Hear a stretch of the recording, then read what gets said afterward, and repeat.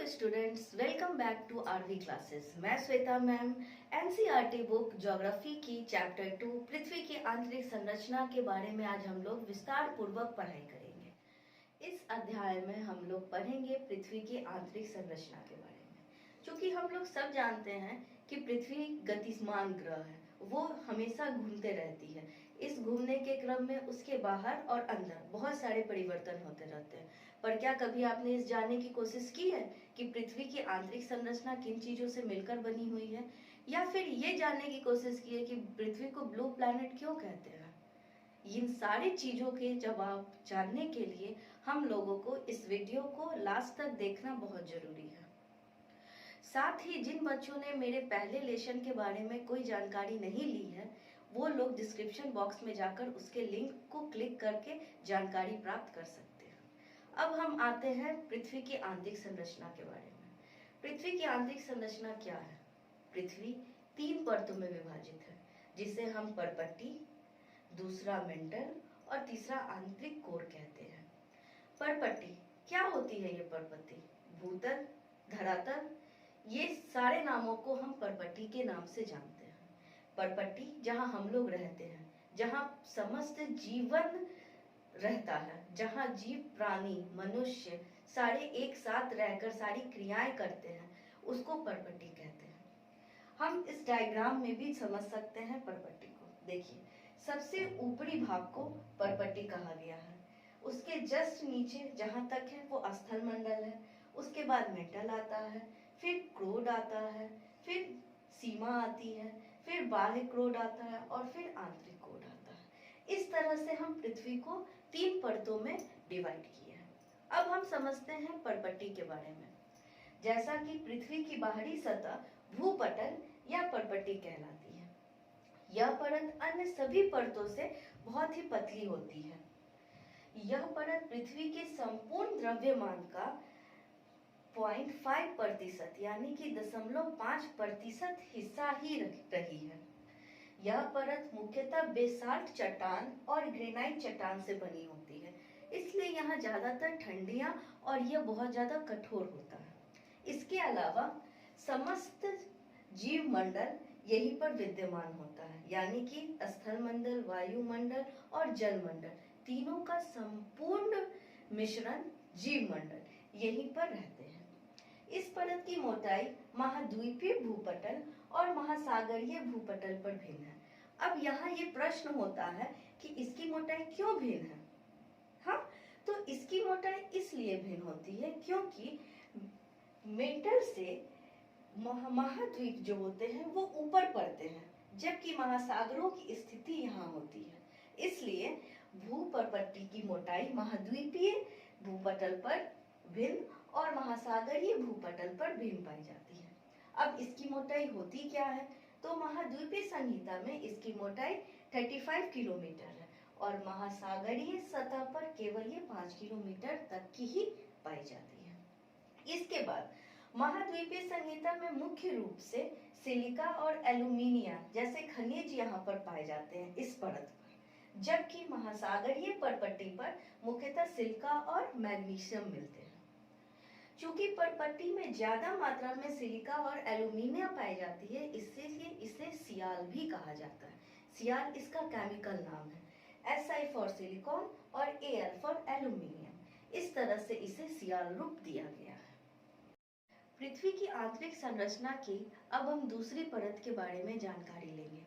दूसरी परत, जिसे इंग्लिश में मेटल कहते हैं और हिंदी में प्रवार कहते हैं। प्रवार जो होता है वो परपट्टी से लेकर कोर के बीच के भाग को कहा जाता है। इसकी कुल गहराई 2900 किलोमीटर तक की होती है और यहाँ लौह मैग्नीशियम सिलिकेट पाया जाता है, इसलिए इस एरिया को सीमा भी कहते हैं। अब मेटल को हम लोग 3 भागों में विभाजित करते हैं: बाह्य मेटल, संरक्षण मेटल और आंतरिक मेटल। बाह्य मेटल किसे कहते हैं? तो परपट्टी और मेटल की जहां शुरुआत होती है उसे हम बाह्य मेटल कहा जाता है। इसे निम्न वर्ग क्षेत्र भी कहते हैं और इसकी गहराई 70 किलोमीटर से लेकर 250 किलोमीटर तक की होती है।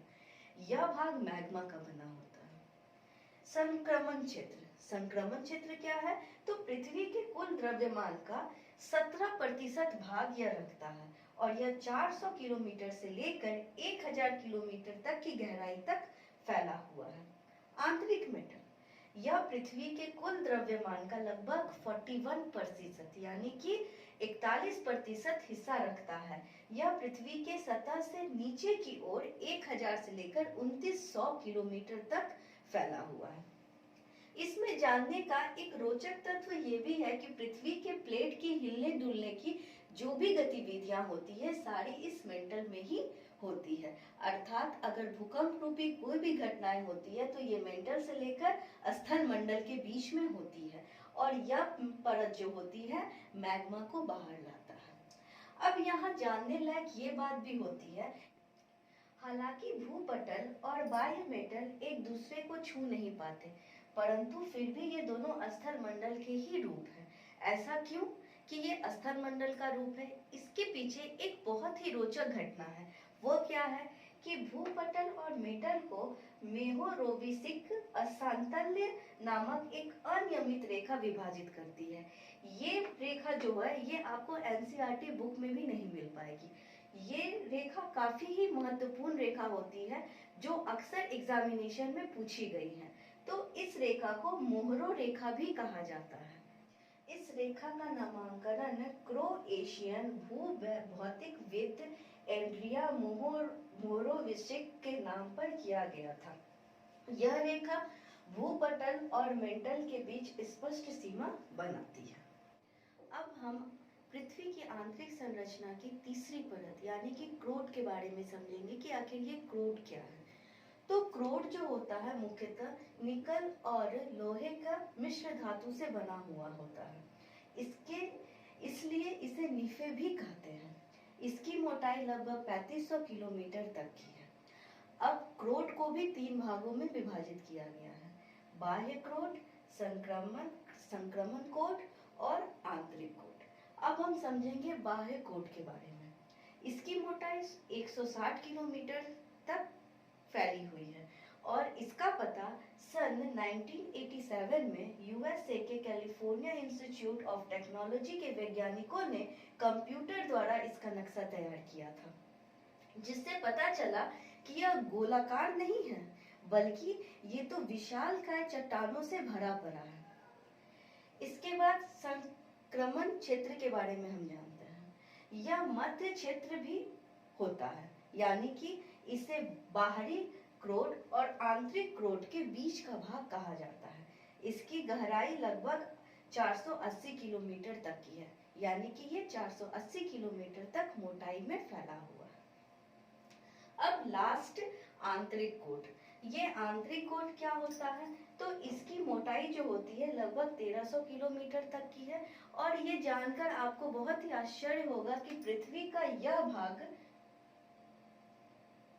ठोस चट्टानों से बना हुआ है, यानी कि पृथ्वी का आंतरिक भाग ठोस अवस्था में पाया जाता है। आज की क्लास बस इतना ही। मिलते हैं अगले क्लास में। तब तक चैनल को सब्सक्राइब करें, वीडियो को लाइक करें और बेल आइकन को प्रेस करना ना भूलें। तब तक थैंक यू। जय हिंद।